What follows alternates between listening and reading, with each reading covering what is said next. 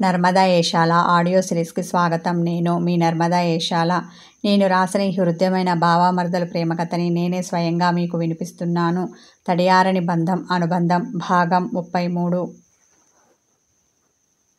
భావామర్దలు ఏదో సరసమాడుకుంటున్నారు. మధ్యలో మనమెందుకులే అనుకుని అక్కడి నుండి లేచి వెళ్ళింది వసుంధరాదేవి. ఆమెతో పాటు లేచిన ఇంద్రాణి వంటింట్లో పని ఉందని చెప్పి వెళ్ళింది. వాళ్ళిద్దరూ అటు వెళ్ళగానే జాను చెయ్యి పట్టుకొని వెనక్కి మడిచాడు శార్దు. అబ్బా వదులు బావా, చెయ్యి నొప్పి పెడుతోంది బేలగా అంది. అయినా అతడు వదలలేదు. ఏంటే పొగరు చూపిస్తున్నావు? అందరూ ఉన్నారనేగా, వాళ్ళు ఉంటే నేనేమీ అనలేననేగా నీ ధైర్యం. అందుకేనా ఈ నాటకం? పెద్దవాళ్ల ముందు నన్ను ఇరకాటంలో పెట్టి ఆడుకుంటున్నావు. నా గదికి వస్తానన్నావుగా, ఏది ఇప్పుడు రా చూస్తాను. ఇంతకు ముందులా ఏవో 4 మాటలు మాట్లాడి వదులుతాను అనుకున్నావా? అలా వదలను. నిన్ను నా కౌగిలిలో బంధించి పువ్వులా నలిపేసి ఆ పువ్వును డస్ట్బిన్లో పడేసినట్టు నిన్నింట్లో నుండి అవతలికి గెంటేస్తాను. ఈ శారదుతో పెట్టుకోకు. అసలే నేను మంచివాణ్ణి కాను. గుడ్లు ఉరిమాడు. తెలుసులే బావా, ముందు చెయ్యి వదులు. నొప్పి పుడుతోంది. నొప్పిని తట్టుకోలేక విలవిలలాడింది ఆమె. అతడు తన చెయ్యిని వెనక్కి తీసుకోగానే కూర్చున్నది కాస్త లేచి అతనికి దూరంగా నిలబడి వెవ్వెవ్వే అని వెక్కిరించి, నువ్వు నన్ను ఏమీ చెయ్యలేవు అని తన కుడి చేతి బొటనవేలుని కింది వైపుకు చూపించింది. అతనికి రోషం పొడుచుకొచ్చింది. ఉండవే, అలా పారిపోకు. నన్ను నువ్వు తక్కువగా అంచనా వేస్తున్నావు. నేనేం చెయ్యగలనో ఇప్పుడే చేసి చూపిస్తాను. నా సత్తా నిరూపిస్తాను అని అతను లేచి ఆమెను దొరకబుచ్చుకోబోయాడు. ఆమె తుర్రుమని తూనీగల అమ్మమ్మ అంటూ వసుంధరాదేవి గదిలోకి పరిగెత్తింది. తనను చూసి పారిపోతున్న జానుని చూసి, నీలో చిన్నప్పటి చిలిపితనం ఇంకా పోలేదు జాను అనుకొని నవ్వుకున్నాడు. ఇంజనీరింగ్లో జాను క్లాస్మేట్గా ఉన్న నిషిక కోర్సు పూర్తయ్యేలోపు క్లోజ్ ఫ్రెండ్ అయింది. ఇప్పుడు ఆమె కాల్ చేసింది. ఏమే జాను, ఇంటికి వెళ్ళినప్పటి నుండి ఒక ఫోన్ లేదు, ఏమీ లేదు. మీ బావ కనిపించగానే నన్ను మర్చిపోయావా ఏంటి? కినుగ్గా అంది.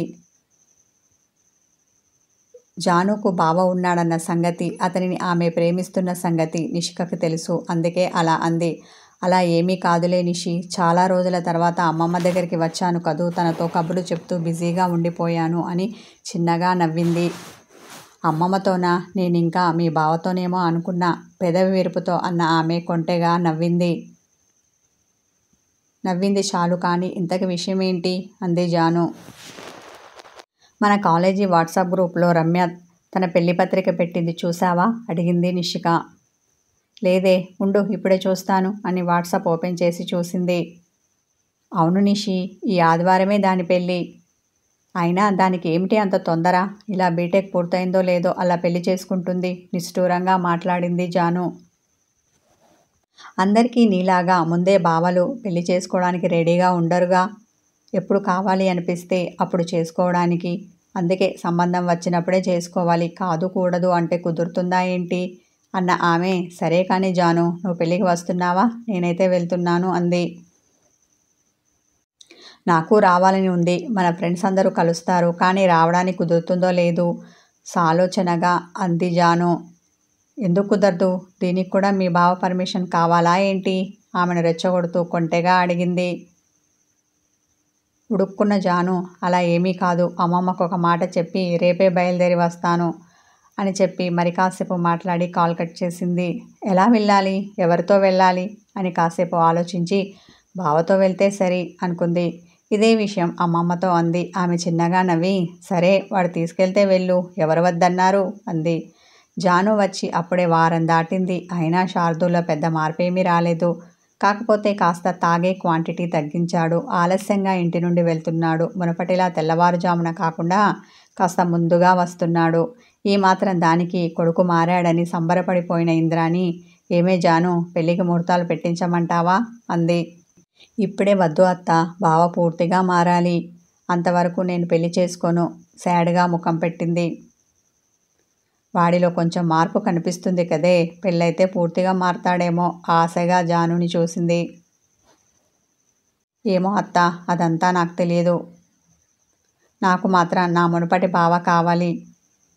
తను అలా మారినప్పుడే పెళ్లి చేసుకుంటాను. తన అభిప్రాయాన్ని నిక్కచ్చిగా చెప్పింది. అంటే ఏంటి? వాడు మారకపోతే పెళ్లి చేసుకోవా? జాను మీద చిరుకోపం చూపించింది ఆమె. చేసుకోను అన్నట్టుగా తల అడ్డంగా ఊపింది జాను. ఆమె కోపం ముంచుకొచ్చింది. జానుని ఏమీ అనలేక తన చేతిలో ఉన్న ప్లేట్ని విసురుగా డైనింగ్ టేబుల్ మీద పెట్టి వంటింట్లోకి వెళ్ళింది.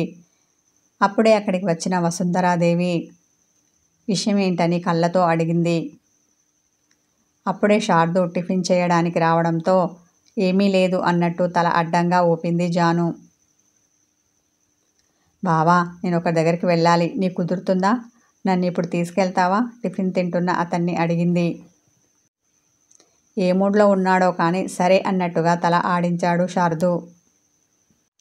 ఎందుకు, ఏంటి అని అడగకుండానే సరే అంటున్నావేమిట్రా? తను అడిగిన వెంటనే జాను పెళ్ళికి ఒప్పుకోనందుకు ఆమె మీద కోపంతో ఉన్న ఇంద్రాణి అంది. తల్లి అలా అనగానే జ్ఞానోదయమైన వాడిలా, అవును జాను, నువ్వు ఇప్పుడు ఎక్కడికి వెళ్ళాలి అనుకుంటున్నావు? ఆరగా అడిగాడు.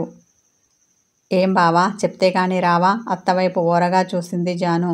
ఎందుకు రాను, వస్తాను, కానీ నాకు సిటీకి వెళ్ళే పని ఉంది. అటువైపు అయితే వెళ్ళేటప్పుడు దారిలో దింపి వెళ్తాను. టిఫిన్ తినడం అయిపోవడంతో చెయ్యి కడుక్కోవడానికి వెళ్ళాడు.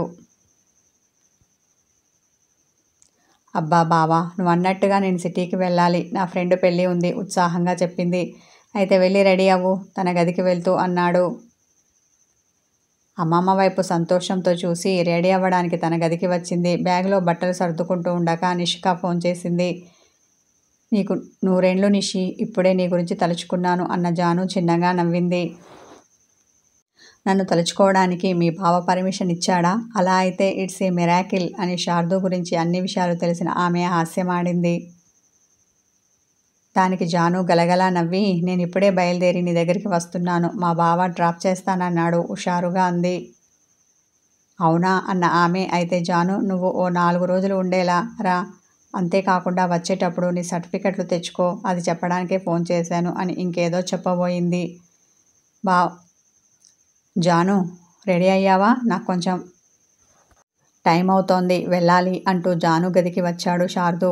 నిషి, నేను నీతో తర్వాత మాట్లాడతాను అని కాల్ కట్ చేసిన ఆమె, అయిపోయింది బావా, ఇదిగో వచ్చేస్తున్నాను అని బ్యాగ్ జిప్పు పెట్టింది. ఏంటే ఇంత పెద్ద లగేజీని క్యారీ చేయాలనుకుంటున్నావు? అక్కడ ఎన్ని రోజులు ఉంటావేంటి? బ్యాగు వైపు అనుమానంగా చూశాడు. పెళ్ళి కదా బావా, అందుకే ఓ 4 జత బట్టలు, అంతకు మించి చెప్పలేక సిగ్గుపడింది.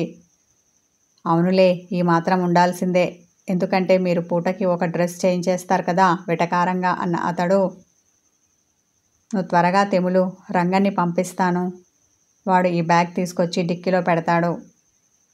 ఆలస్యం అవుతున్నందుకు విసుక్కున్నాడు. సరే అన్నట్టుగా తల ఊపి మరో బ్యాగ్లో ల్యాప్టాప్, తన ఎడ్యుకేషన్ సర్టిఫికేట్స్ ఉన్న ఫైల్ పెట్టుకుంది. ఎవరితోనో చాటింగ్ చేస్తున్న శారదు జాను పెట్టుకుంటున్న సర్టిఫికెట్లను చూడలేదు. చూసి ఉంటే పెళ్ళికి వెళ్తూ పిల్లిని చంకన పెట్టుకున్నట్టు నీ వెంట ఈ ఎడ్యుకేషన్ సర్టిఫికెట్లు ఎందుకు అని అడిగేవాడేమో, కానీ అతను చూడలేదు. ల్యాప్టాప్ ఉన్న బ్యాగు భుజానికి తగిలించుకొని పదా బావా వెళ్దాం అంది. శారదు ఆమె వైపు చూడలేదు. ఫోన్లో బిజీగా ఉన్న అతడు తన ముఖాన్ని ఫోన్లోనే ఉంచి మెట్లు దిగాడు. అతని వెనకాలే వచ్చిన జాను అమ్మమ్మ దగ్గరికి వెళ్ళి, అమ్మమ్మ, నేను నా ఫ్రెండ్ పెళ్ళికి వెళ్తున్నాను, రావడానికి 4 రోజులు పడుతుంది అని చెప్పి ఆమెను గట్టిగా కౌగిలించుకొని ఆమె బుగ్గ మీద ముద్దు పెట్టింది. పిచ్చి పిల్ల అనుకొని మనవరాలు చేసిన పనికి ముసిముసిగా నవ్వుకుంది. శారదుతో పాటు జాను కారెక్కి కూర్చుంది. రిటర్న్ ఎప్పుడు అవుతావో చెప్తే వచ్చి రిసీవ్ చేసుకుంటాను, సీటు బెల్ట్ పెట్టుకుంటూ అన్నాడు శారదు. నేను మళ్ళీ ఫోన్ చేసి చెప్తాను బావా, అప్పుడు వద్దు గాని అంది. సరే నీ ఇష్టం అని భుజాలు ఎగరవేసి కారును ముందుకు పోనిచ్చాడు. బావా, ఈరోజు పొద్దున అత్త మన పెళ్ళికి ముహూర్తం పెట్టిస్తాను అంది, కానీ నేనే వద్దన్నాను అని అతని వైపు చూసింది. అతను ఓరకంట చూసి, మంచి పని చేశావు, ఇప్పుడు నా మరదలివి అనిపించుకున్నావు, ఆమె చేసిన పనికి ప్రశంసించాడు. నేనెప్పుడు నీ మరదల్నే బావా, కానీ నువ్వే నా బావలా లేవు, పూర్తిగా మారిపోయావు అలకగా అనేసి బుంగమూతి పెట్టింది. ఎక్కడ వేసిన గొంగలి అక్కడే అన్నట్టుగా ఉంటే బాగుంటుందా? ఎప్పుడు చేంజ్ అవుతూ ఉండాలి. గొంగలు పురుగు నుండి సీతాకోక చిలుక తయారైనట్టుగా మనల్ని మనం మార్చుకోవాలి అన్నాడు. అబ్బో, బాగుంది నీ ఫిలాసఫీ, ఇంతకీ ఇదంతా ఎక్కడ నేర్చుకున్నావు? పెదవి విరుపుతో అన్న ఆమె, కానీ బావ ఆ మార్పు అనేది ఎప్పుడూ మంచి వైపు ఉండాలి, చెడు వైపు కాదు కించెత్తు బాధతో అంది. ఆమె అన్నదానికి అతడు కౌంటర్ వెయ్యలేదు. మౌనంగా డ్రైవింగ్ చేస్తున్నాడు. ఈరోజు అడిగితే వద్దన్నాను, కానీ బావా నెక్స్ట్ టైం అత్త పెళ్లి చేసుకుంటావా అని అడిగితే ఖచ్చితంగా చేసుకుంటానని చెప్తాను అన్న ఆమె అతన్ని కీగంట చూసి ముసిముసిగా నవ్వింది. ఇప్పుడేగా చేసుకోనని చెప్పావు, ఇంతలోనే మళ్ళీ మాట మారుస్తున్నావు. ఒక్క మాట మీద నువ్వు నిలబడవా? కోపం తెచ్చుకున్న అతడు గంభీర స్వరంతో అన్నాడు. నువ్వే చెప్పావుగా ఎప్పుడూ ఒకేలా ఉండకూడదని. అందుకే ఇప్పుడు అడిగితే ఇలా, మరోసారి అడిగితే అలా చెప్తాను అని తన చక్రాల్లాంటి కళ్ళను గుండ్రంగా తిప్పింది. నేను సైలెంట్గా ఉంటున్నానని గుడ్ బైని అనుకోకు. నాకు తిక్కరేగింది అంటే ఇక్కడే నడి రోడ్డు మీద నిన్ను వదిలేసి వెళ్తాను. అప్పుడు నన్ను చేసుకోవాలి అన్న ఆలోచన నీకు ఈ జన్మకి రాదు. ఆవేశంతో అన్న అతడు కారుని రోడ్డు పక్కకి ఆపాడు. ఏంటి బావా, నన్ను నిజంగానే దింపేస్తావా? నిర్మానుషంగా ఉన్న ఆ రోడ్డును చూసి భయంగా ముఖం పెట్టింది. అతను ఏమీ మాట్లాడకుండా కారు దిగి సిగరెట్ వెలిగించాడు. కారుని ఆనుకొని స్టైల్గా నిలబడి సిగరెట్ తాగుతున్నాడు. జాను కారు దిగి అతని దగ్గరికి వచ్చింది. ఏంటి బావా ఇది? చెట్టంత మనిషిని నేను నీతో మాట్లాడుతుంటే సమాధానం చెప్పకుండా ఫోర్స్ కొడుతూ ఇక్కడికి వచ్చి నిలబడ్డావు. పైగా సిగరెట్ కాలుస్తున్నావు. నడుముకు చేతులు పెట్టుకొని అతన్ని గుర్రుగా చూసింది. అతడు తన 2 వేళ్ల మధ్య ఉన్న సిగరెట్ను చూపిస్తూ, నాకు ఇది కాల్చాలి అనిపించింది, అందుకే కారు దిగాను. ఇది కూడా నీకు చెప్పాలా? అయినా ఎందుకు చెప్పాలి? నెగ్లెక్ట్గా మాట్లాడాడు. రోషం పొడుచుకొచ్చింది జానుకి. అవును బావా, చెప్పాలి, చెప్పి తీరాలి. ఎందుకంటే నేను నీ జానుని, నీలో సగభాగాన్ని కాబోతున్నాను. అన్నీ నాకు చెప్పాలి, అర్థమవుతోందా? తన చూపుడు వేలిని అతని ఎద మీద గుచ్చి మరీ అంది. అతని ఈగో హట్ అవ్వగా చురుగ్గా ఆమె కళ్ళల్లోకి చూశాడు. అతని చూపు తీక్షణంగా కొట్టేలా ఉంది. ఆమె గొంతులో గుటకపడింది.